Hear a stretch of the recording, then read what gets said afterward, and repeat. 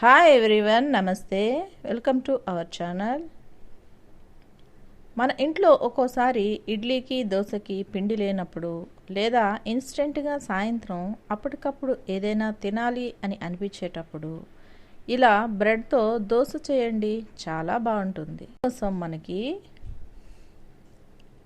4 bread స్లైసులు తీసుకొని ఇలా cut చేసి మిక్సీని వేసేసుకుందాం.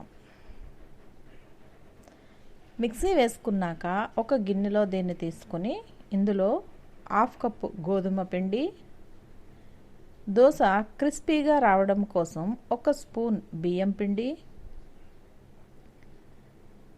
సరిపడా ఉప్పు,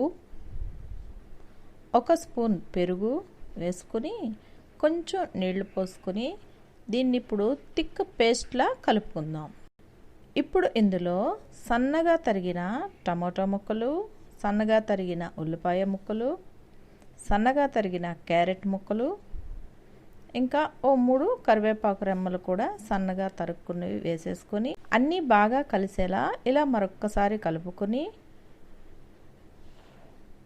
ఇప్పుడు మరికొంచెం నీరు పోసుకొని దీనికి సరిపడా కారం వేద్దాం. స్టవ్ పై పెనం పెట్టుకుని హీట్ అయిన తర్వాత ఈ బ్యాటర్ని ఇలా వేసుకుని చుట్టూ కొంచెం ఆయిల్ వేసి ఒక 5 మినిట్స్ ఉంచిన తర్వాత ఇంకోవైపు తిప్పుకొని 2 మినిట్స్ ఉంచి తీసేయడమే.